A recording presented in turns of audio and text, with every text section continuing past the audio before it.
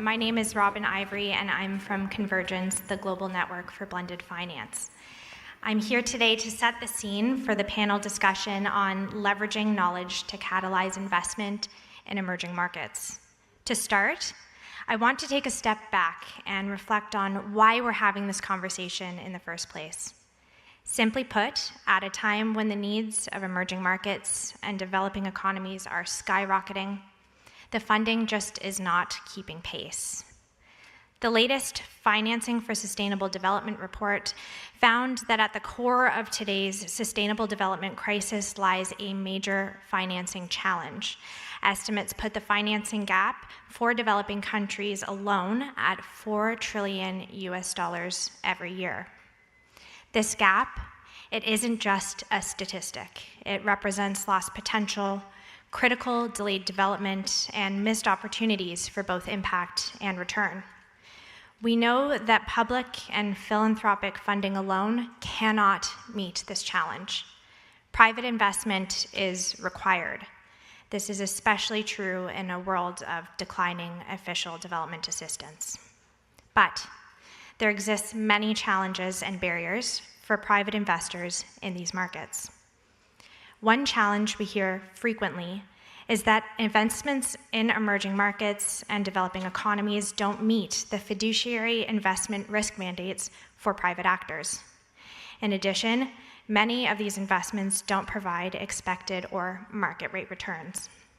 Why this is can vary by sector or region, whether it's currency volatility, political instability, climate impacts, or regulatory environments that create uncertainty. But the underlying problem is that these investments don't match private investor needs. So let's focus on a solution.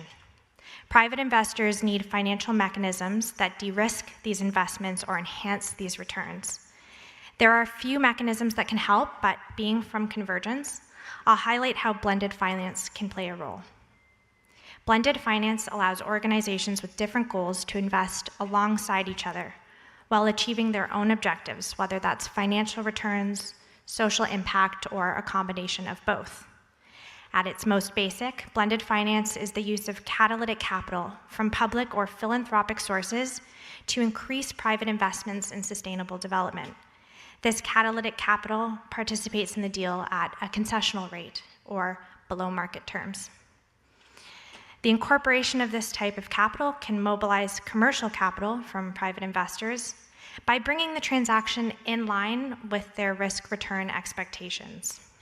Concessional capital can be in the form of grant funding or technical assistance. It can be within the transaction itself in the form of debt or equity, or through the use of guarantees. Now, let's say that we have these de-risking mechanisms. The second challenge we hear is that many of these blended finance deals, there are high transaction costs and long timelines associated with creating them. And while there will always be sectors that require more adaptive or bespoke models that consider highly localized contexts like nature-based solutions, in many instances, there's a need for greater standardized and replicable structures. Luckily, there are a number of initiatives that are working on tackling exactly this. There's a recently launched report by British International Investment and Boston Consulting Group that provides a practical guidance to scale blended finance funds. The Hamburg Sustainability Platform recently announced it will be operating under the new name SCALED, which stands for Scaling Capital for Sustainable Development.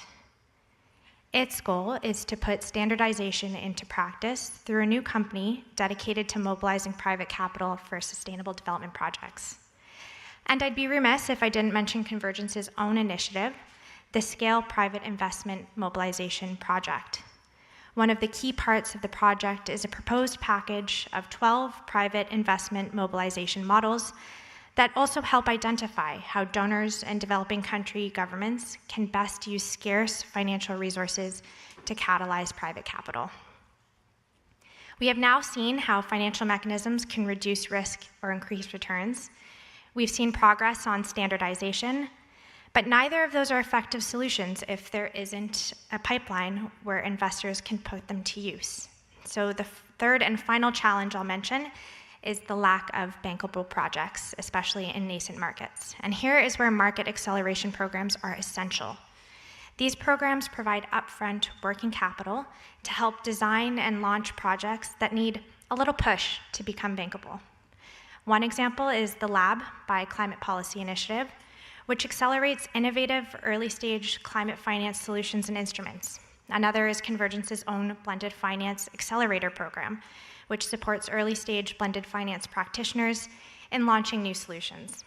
So, while there are many challenges to closing the vast financing gap in emerging markets and developing economies, we're also seeing many innovative ways to address them. I'll end by saying that besides those three main challenges, there is a continued need to build the overall knowledge base for investors looking to include these markets in their portfolios. With the help of our funder, IDRC, Convergence and our partner Climate Policy Initiative have created the Catalytic Climate Finance Facility Learning Hub. The hub shares knowledge on evidence and best practices to accelerate the implementation of climate-blended finance structures. On the panel, you'll hear more about the importance of building a market based on sound collaboration and research. For now, I'll pass the mic over to Santiago Albacoral, who will introduce the panelists. Thank you. Thank you, Robin. Thank you, Robin. My name is Santiago Albacoral. I'm the Vice President of Programs in the International Development Research Center. And know that IDRC is actually a member of Convergence. We are so happy of the leadership that you bring to the global network of blended finance. But why centers like IDRC, a crown corporation with a mandate to support research and researchers in developing countries, decide to organize this panel in this conference? The reason is that we keep hearing that investing in emerging markets is too risky, that the market is not fully developed, that the returns are not there, that there's not the capacity. However, after more than 50 years working in these environments, IDRC questions many of these assumptions. And we have today some examples of how investments and capital can actually make a difference when we talk of spaces in the global south. IDRC is not an investor. We are a grant maker. We give funding with the mandate of the Parliament of Canada to promote research, technology, solutions in developing countries. However, these solutions, these technologies, these policies, this learning, this knowledge needs more than just researchers. We cannot just engage with researchers and policymakers without understanding the complexity and the value and the opportunities of business and investors to bring to a scale the transformations and the changes that we want to see. And as you can imagine, this is not easy. We are bringing people and groups that speak different languages.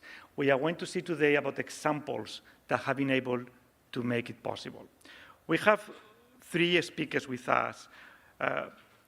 On my left, we have Fabrice Comtuente, le directeur exécutif, fondateur de FinAfrica Partners. It's a consultancy firm specialized in inclusive and sustainable financing for African economies.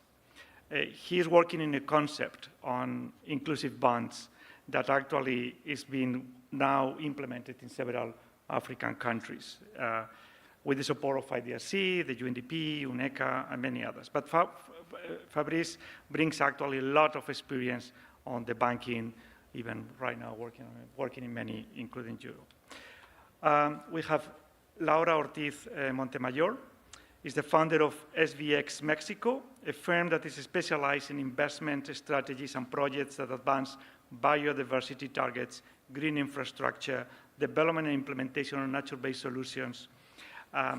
And among many other things, he has already been training over 4,000 investors in Latin America on topics about impact investment, and climate finance, and regenerative economy.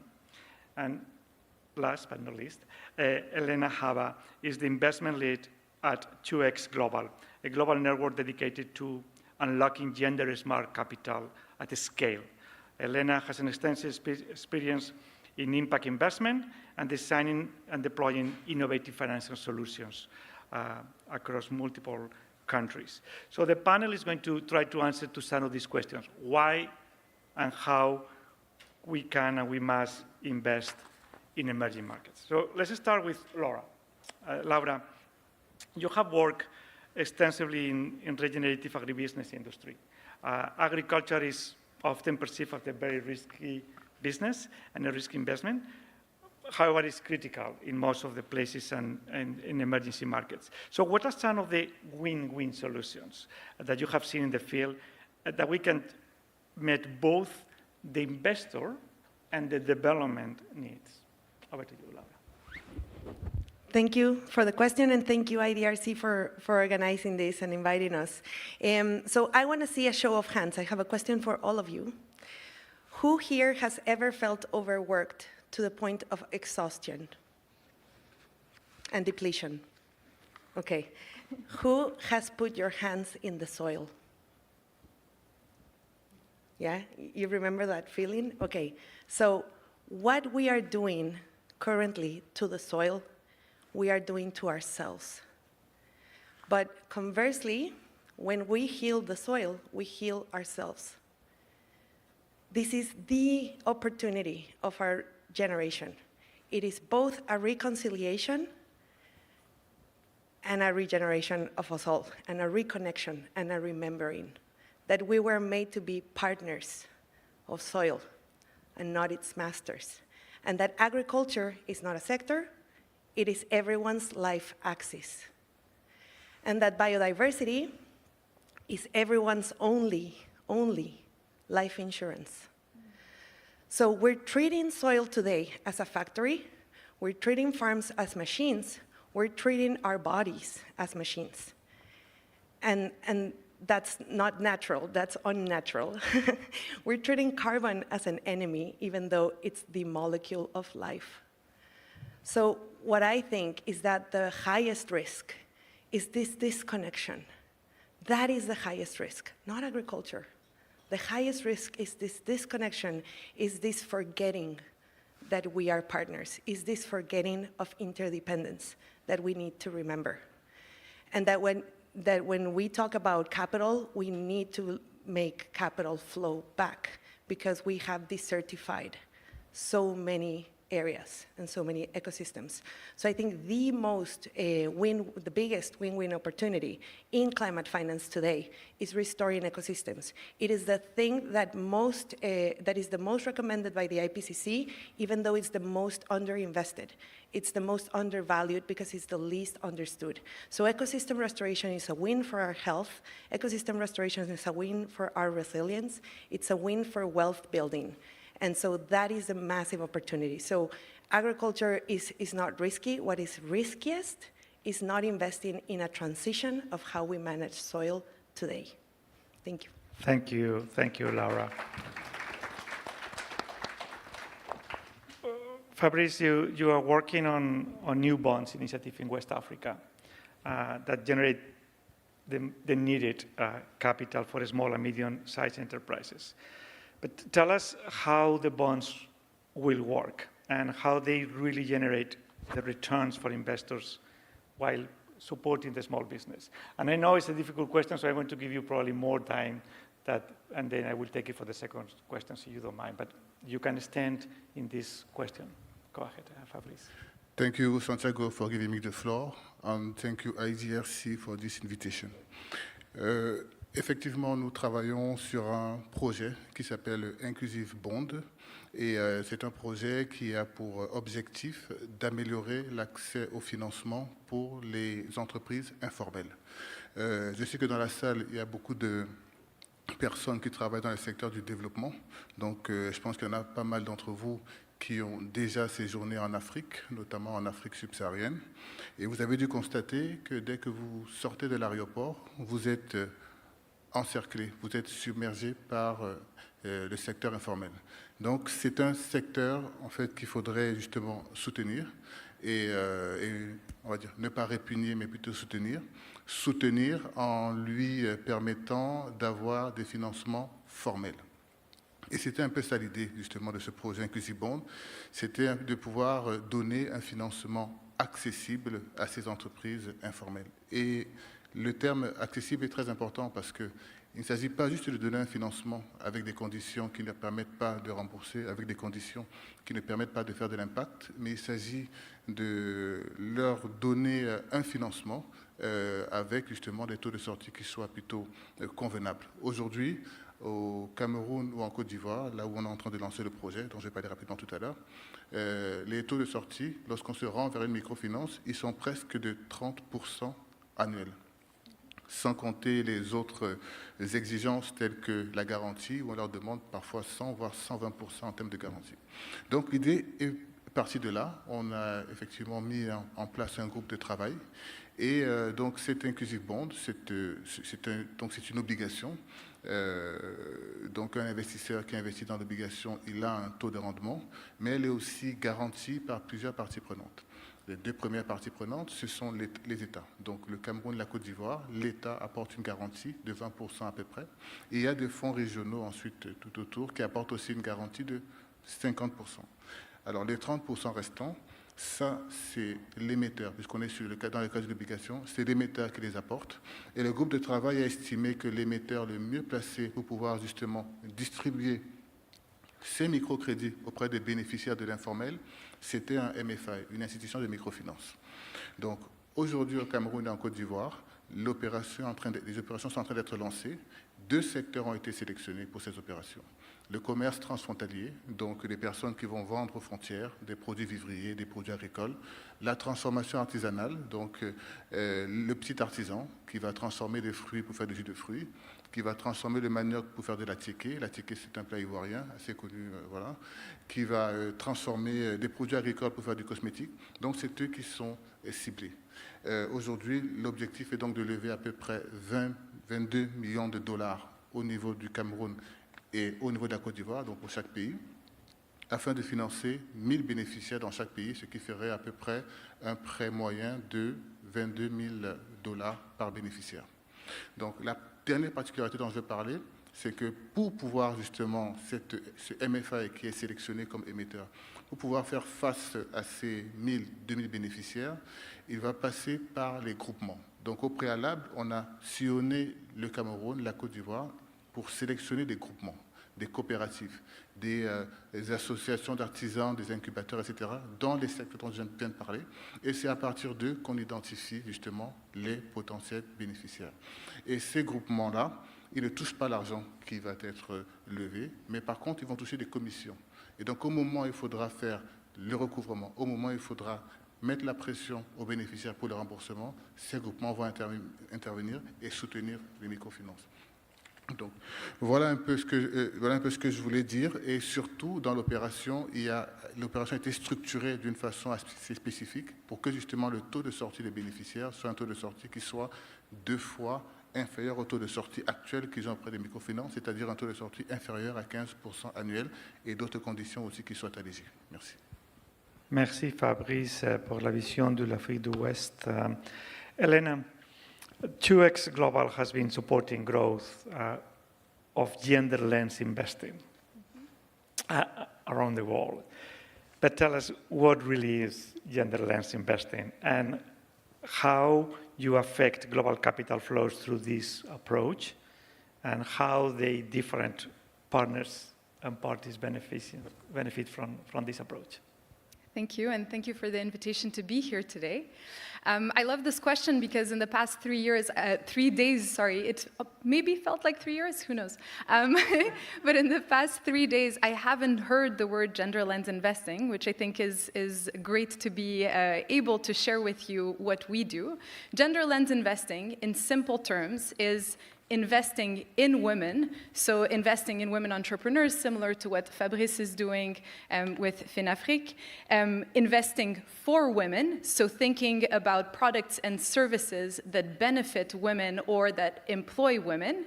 And finally, the orphan child that we often like to forget about is actually investments that are led by women. So thinking about women as capital allocators, as investment decision makers. Now, it's Wednesday, you've had 3 days of conference. Why should you care about gender lens investing? Where it's really simple. It's because actually, we are on the cusp of the biggest emerging market. Women, the woman economy is already twice the size of the Chinese and Indian market combined. I want you to let that sink in because that is a huge market share. Additionally, in the next 10 years, we estimate that 2/3 of private wealth globally is going to be in the hands of women. And so what this means is that there's a real opportunity to seize and to understand what this market is all about. And so at 2X Global, we work with asset owners, asset managers, to support them to mobilize more capital towards gender lens investing, because we know that women think differently about the wealth transfer. We know that women think differently about investments, about how they spend their money. And so in order to do that, we do 3 different things. We basically provide capacity building to investors so they're able to be better equipped to use a gender lens in their investments. We also set the standard. All of the development finance institutions across the world are using the 2X criteria as the standard where they look at gender throughout their investment process. And finally, we put on the market innovative products to make sure that we are able to demonstrate and prove the business case for why gender lens investing is important. And as I always love to say, women are the fakest minority there is. We are 50% of the population, and yet heavily underrepresented in most financial products. And so this is the work that we do, and where we see the wins, because you've asked about that, is that we've seen a lot of impact being shifted towards female employment. Where we don't see as much the shift happening is around representation of women as capital allocators. And I'm sure we'll talk more about that in a few moments. Sure, we will. So we have seen 3 different entry points from climate and biodiversity, for gender lenses, for bonds to small entrepreneurs. Let's go a little bit about the role of research and particularly the local researchers and the power and understanding of local knowledge and how the evidence that they generate actually catalyze the potential investment. So, Laura, go back to some of your examples in between investors, industry, researchers, as we said earlier, it's a little bit an odd group of people speaking different language. But tell us about the examples in your regenerative agribusiness work and how they are structured and what is the value added that they have by working together. I love that you acknowledge the relevance of local context, because I believe there are no universal solutions, only contextual solutions. So really proximity is key. I cannot stress that enough. So I believe, if I can use a metaphor, I believe soil acts as a bank, the most generous bank in the history. Water acts like a capital, right? We need to rehydrate landscapes that have been previously dehydrated. And research, for me, I think it's the mycelium, the mycorrhiza, or the connective tissue within that carries the wisdom, the intelligence, the information, the communication. So that is how we are trying, we've been working for the past 3 years, thanks to IDRC and Fundación Avina in Latin America, to map out what is going on in the transformation towards a regenerative transition in all of Latin America. So that map is called regenerativo.org. And we don't just map what is happening. We actually, there's a huge technical research behind it. There's several academics. They unite several Latin American universities to build up the technical expertise. And this has been going on, let's say, almost 3 years now, but now we're moving to a step further. And so how do we apply that knowledge and that intelligence and those findings to actually move the flows of capital. And I think that's the reason for this conversation, right? Because the regenerative transition has a lot of data points in the US and it has a lot of data points in Europe, but we're lacking those data points in the agroforestry systems that are the ones providing the coffee today. You know, who here loves chocolate? Anyone? Yeah? Okay, so chocolate is under threat, right? There's less than 10 years to do the work to save chocolate, coffee, and everything that we love in agroforestry systems. And so basically we're mapping those opportunities, we're getting the intelligence, the data points to see how profitable is the regenerative transition, what works best, where, because as you said, context is so important. And we gathered the very first time a trailblazing community, the Latin American Regenerative Investment Summit, for the very first time in March in Colombia, to really do an interconnection of that wisdom and really have the regenerators present at the room as the financial decision makers and learn from each other, do a mutual learning exchange, because sometimes we see that there's a lot of top-down technical assistance, but sometimes who needs to relearn or unlearn are investors and decision makers. So it was very fruitful and we've been very grateful for that collaboration. Thank you, Laura. Fabrice, the bonds initiative actually has a component, a very strong component on research embedded and how it's been designed. But tell us how it's going to work and what is the impact that you think it will bringing that research component to a bond investment approach. Thank you, Santiago. I like the sentence of Laura. The proximity is the key. En effet, dans ce projet, il y a une composante de recherche qui est assez importante. Alors, je la situerai à deux niveaux. Dans un premier temps, au niveau, on va dire, de l'innovation financière, et dans un deuxième temps, justement, proximité, au niveau de la collecte de données sur le terrain. Alors, au niveau de l'innovation financière, c'était important, parce qu'il y a un groupe de travail qui est assez... il y a un écosystème des parties prenantes un écosystème très large. Il y a les fonds de garantie qui interviennent dans le process. Il y a les États, il y a les investisseurs, les groupements, les bénéficiaires, les arrangeurs de l'opération et les institutions de microfinance, donc qui jouent le rôle d'émetteurs. Donc il fallait trouver le moyen d'aligner les intérêts. Parce que tout le monde n'a pas forcément les mêmes intérêts.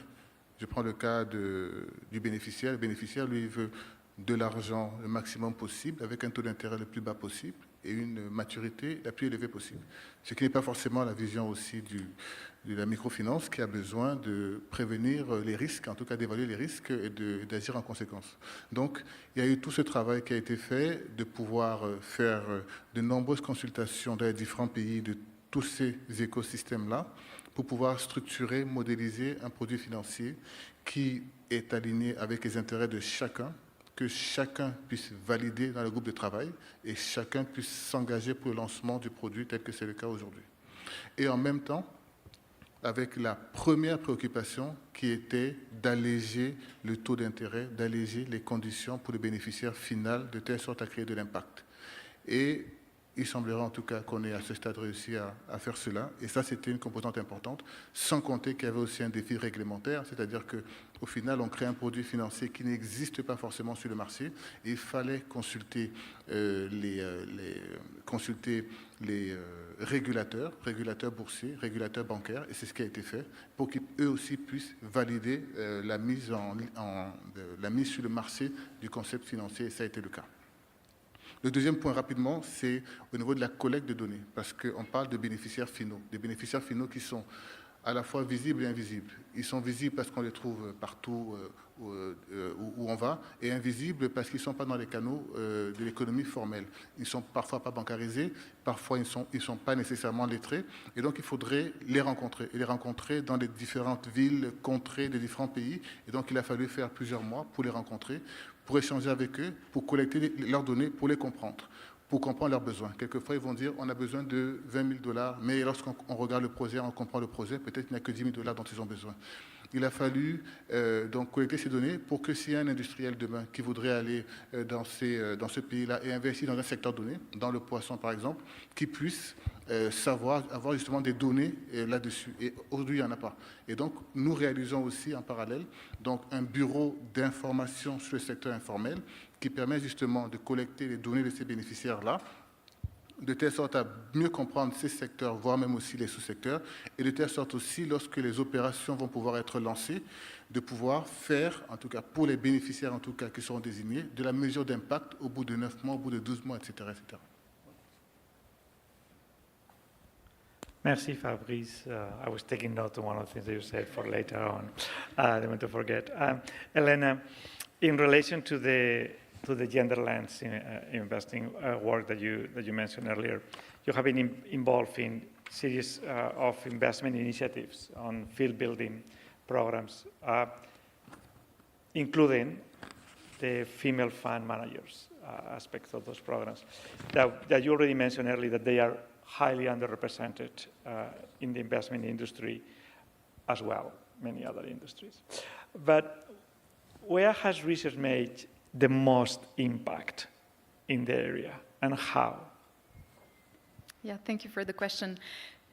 Essentially, so if I take us back into in 2018, we launched our first 2X challenge, which essentially meant the G7 DFIs decided to commit together to be able to invest, mobilize capital, $3 billion initially towards gender lens investing. Since 2018, we've been able to mobilize over $34 billion towards gender lens investing, which sounds really great.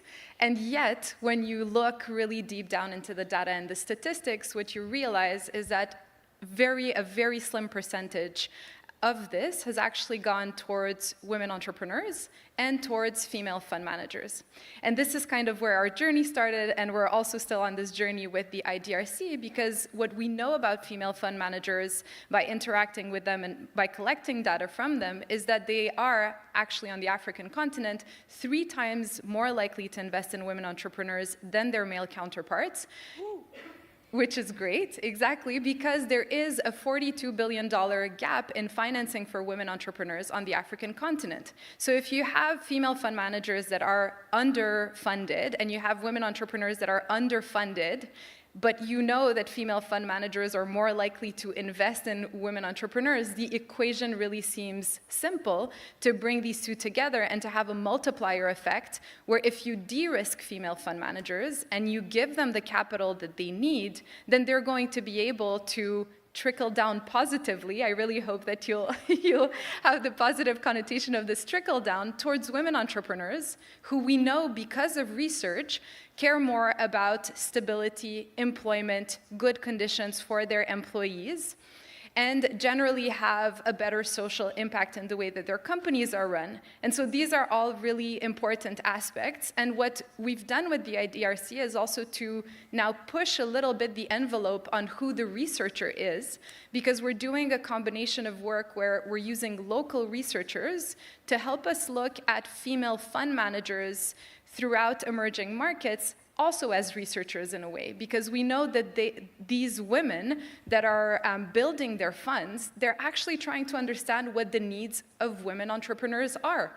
Do they need revenue-based finance? Do they need different financial instruments that are better adapted to the types of businesses that women put forward?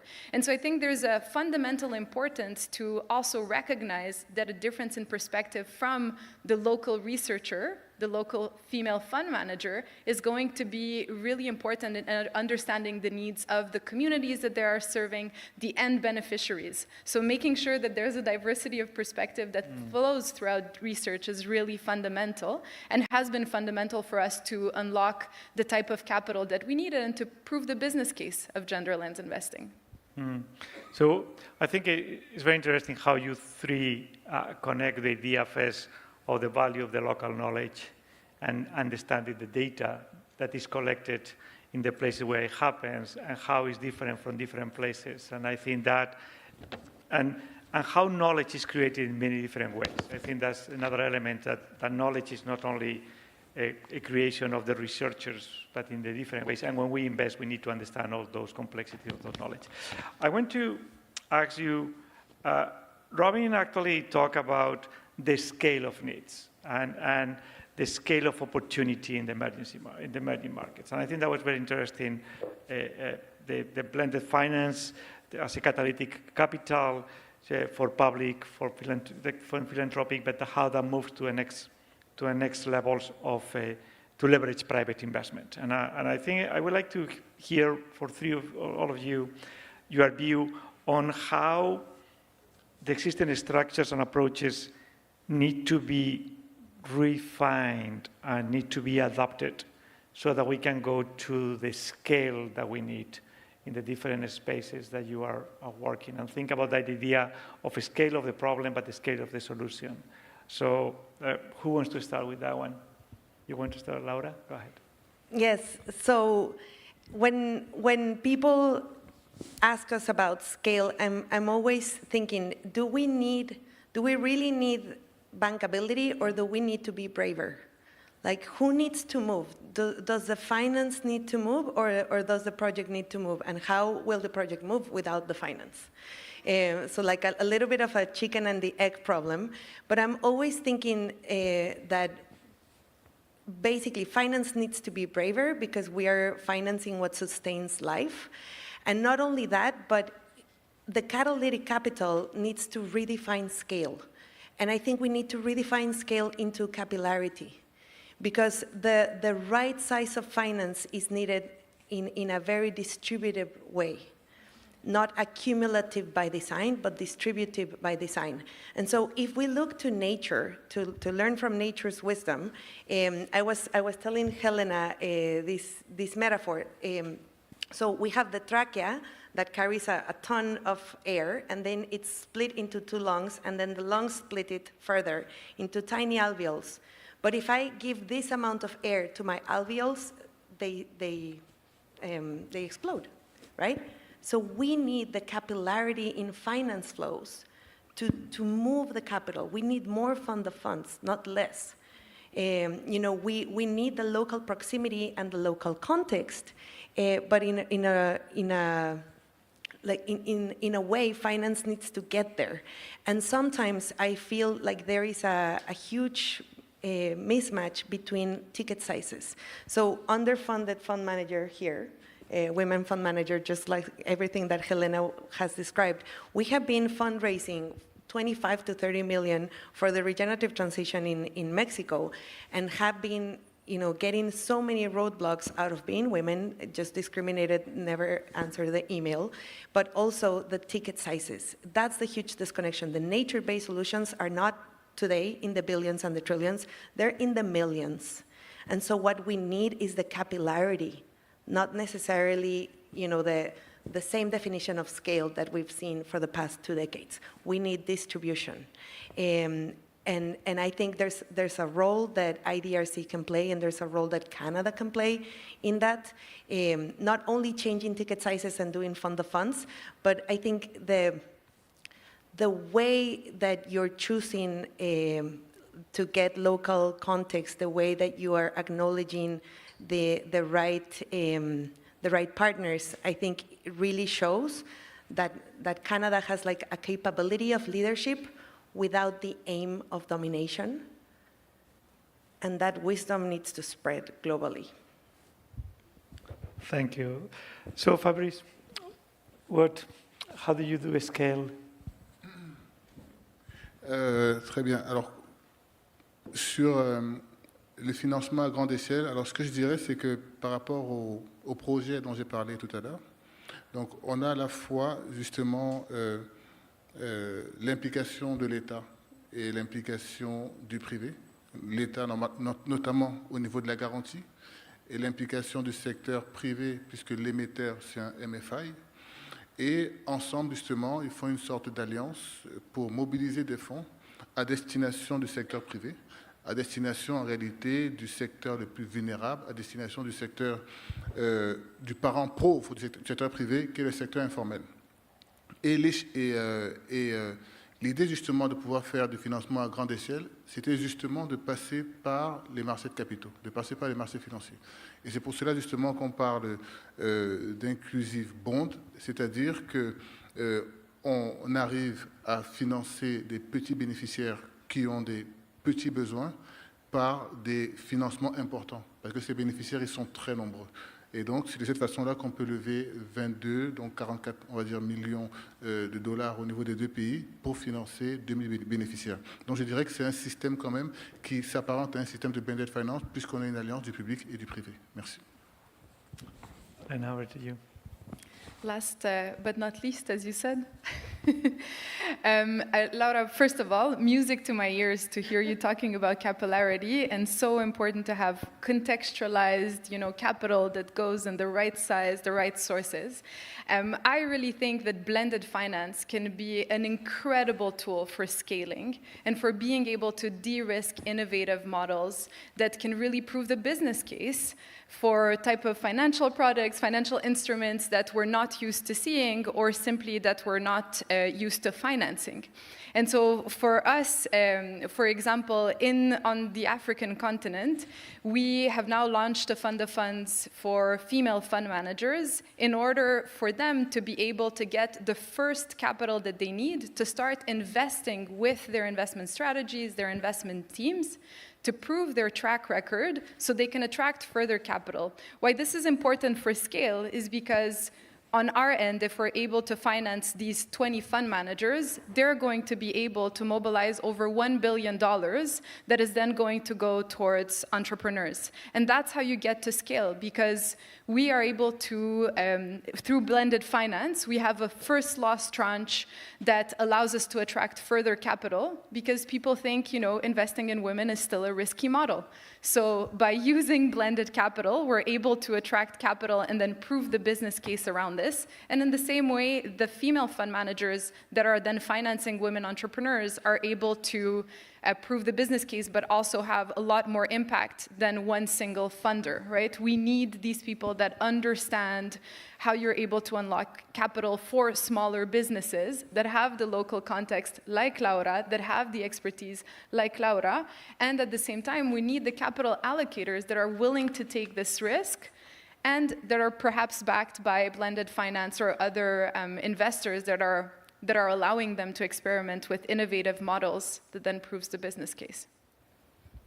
Can I drop a question, and if any of you can jump on how much do we need regulatory reform at the country levels in the different scenarios that you are working? How much is that a major barrier today or not? And anyone wants to jump on that one? I'm laughing because I've had painful experiences with regulatory. That's a good one as well. So. No, of course. But things have been changing. So I remember in 2016 we were trying to raise a blended finance fund, systemic change focused on the African continent with Engineers Without Borders Canada at the time, and trying to put together private capital with donations that were given to Engineers Without Borders Canada, and to be able to use that as a first loss in a fund. And of course, the Canadian Revenue Agency was terrified at the time of the idea. And a lot of lobbying happened in that course. And now if you look at the MasterCard Foundation, they've been able to do it with the Africa Growth Fund to mobilize $150 million to finance emerging fund managers on the African continent. So I think, it takes people to push years before the actual initiative that will make it happen, but it takes people that are going to be in the friction. It takes people that will erode and have those conversations at the regulatory level for these things to happen and for innovation to be able to move forward. So fundamental is the answer to your question. Any other example that we want to hear from you? Fabrice? Yeah. OK. Alors, nous concernant, on va dire qu'on a en tout cas la chance jusqu'à aujourd'hui que les régulateurs sont plutôt, on va dire, dans une approche constructive et donc tout ce qui est innovant, ils ont pris le temps de regarder. Donc on a eu des entretiens avec les banques centrales, avec les régulateurs boursiers des deux zones Afrique centrale et Afrique de l'Ouest, et ils nous ont fait un certain nombre de recommandations qui ont été prises en compte, et tout en disant de façon implicite qu'ils n'avaient aucun problème et qu'ils autorisaient justement le fait de pouvoir faire opération sur les 2 marchés boursiers, en estimant en tout cas que ça peut être assez structurant et générateur d'impact. Voilà. Donc, c'est ça. So, in terms of the regenerative transition, I would say public policy could underpin the massive flow of capital. I'm hopeful, but in reality, I think public policy needs to be very much informed with EI over AI, which I mean ecological intelligence. Ecological intelligence is what is most needed, because if we don't understand how the biosphere works, we might be incentivizing and subsidizing the wrong outcomes. And I say this because where regenerative transition has advanced by policy, for example, in some cases in Europe, in some cases in Thailand, in some cases in the US, sometimes the push of lobbyists is very, very strong. And so you get, for example, a regulation in Europe that incentivizes farmers to plant cover crops, which is part of regenerative management. But then the operationalized rule is that in order for you to collect the money as a farmer for those cover crops, you need to give the invoice of the diesel that you put into the tractor to harvest the cover crop. So the actual operationalization of that public policy came with all this corporate lobbying behind it, right? So I think, yes, we need public policy. Yes, it's the most systemic thing that we can move. But yes, public policy needs to be informed with ecological intelligence in order for this transition to be real. You know, I think I was hearing somebody say that we don't need to reach in many countries the 2030s through the 80s, that we can go much faster if we do smarter in the new reality. A final question for all of you, and you have a couple of minutes, about the future and the future directions. So where else do you think investors and development actors need to focus? And what do we need to prioritize in a moment of multiple different priorities? And in particular, because the mandate that we have from IDRC, what is the role of research in that prioritization? So what is the future? Fabrice? Alors, je vais encore me baser, on va dire, sur la finance inclusive, en prenant un exemple. Si vous avez, donc s'il y a $1000 qu'on investit dans une entreprise informelle et $1000 qu'on investit dans une grande entreprise. Dans l'entreprise informelle, ces $1000 pourraient générer des revenus aux promoteurs, de telle sorte qu'ils puissent être en capacité ensuite d'inscrire son enfant au collège, de soigner sa maman malade, etc. Donc, ces $1000 seront beaucoup plus, on va dire, générateurs d'impact que ces $1000 s'ils s'investissent dans le secteur, dans une grande entreprise. Donc, c'est pour dire qu'aujourd'hui, en tout cas, pour ce qui concerne le continent africain, le secteur informel est le secteur qui est le plus, on va dire, qui, s'il est soutenu, sera le plus générateur d'impact. Qu'une personne qui vit en Afrique, soit riche ou pauvre, elle est totalement dépendante du secteur informel. Elle doit même sa survie au secteur informel en réalité, parce que sans ça, on ne peut rien faire. Donc, je dirais que dans un premier temps, moi je dirais que la recherche doit être basée sur ce secteur-là qui nécessite un soutien. Aujourd'hui, il y a beaucoup de produits financiers pour les grandes entreprises, pour les PME également, mais il n'y a pas vraiment de produits financiers qui soient pleinement adaptés à ce secteur-là. Ce secteur a besoin de financement alternatif. Ce secteur a besoin de financement alternatif. Donc, l'idée vraiment, c'est pas de faire comme on fait aujourd'hui, c'est-à-dire que le secteur s'adapte aux produits qu'on peut trouver sur le marché, il s'adapte à la microfinance telle qu'elle est faite aujourd'hui, mais qu'on puisse adapter les produits vis-à-vis de cette cible que est le secteur informel. Donc, pour moi, la recherche, elle est là, sur ce secteur-là. Thank you. Merci, Fabrice. Laura? So I always love asking, what is the purpose of capital? Because if the purpose of capital is just its eternal reproduction, humanity, we are becoming the means to reproduce the capital. And what is the purpose of sustainability? Like, what are we sustaining? And is sustaining like the right verb to use? Because I don't think survival is sexy enough.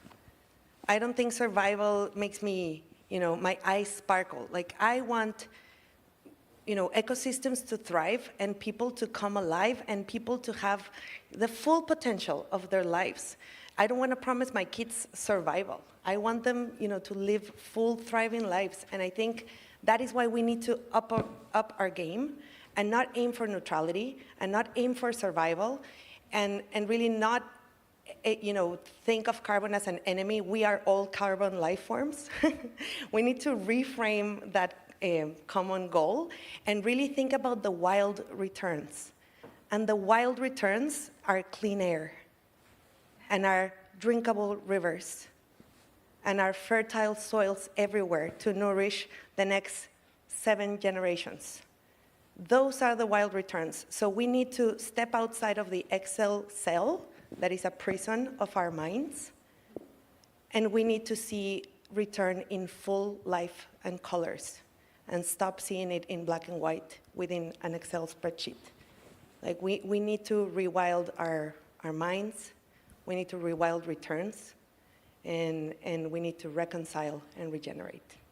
Thank you, Laura. Elena? I love that. Yeah, so beautiful. Tough act to follow. I'll sound like a broken record, but as I said, we're at the cusp of the greatest wealth transfer. And as you can see right next to me, women are thinking differently about how they spend money, how they invest, and what is important to them. And yet we haven't spent that much time researching what is indeed important for women as investors, as consumers. There's less than 1% of funding or assets that are dedicated towards research for women health issues. When you think about it, we're in 2025, you're going to have a huge percentage of the population that will want to have access to products that improve their health. And so these are small things that are incredible opportunities and that we're all going to benefit from if we dedicate the right attention towards. So completely agree with Laura. I think we should all move towards not just surviving and really thriving. And if we take the perspective of 50% of the population into account, we're much likely to get close to that. Thank you. Thank you so much, the three of you. Robin, I don't know if you want to add something about the future. I don't want to put you on the spot, but I think you open with the scalability, what is needed in this future. Yeah, I think we need concessional catalytic providers to really step up. We're seeing a change in the landscape for official development assistance. We're seeing governments deciding to pull back on what they're donating to blended finance structures. So what we really need to see happen, and what Convergence is really pushing for, is the idea of increasing catalytic financing to allow projects, like you've just heard on stage here, to have a chance to attract private investors, to scale up, to make big impacts and big differences.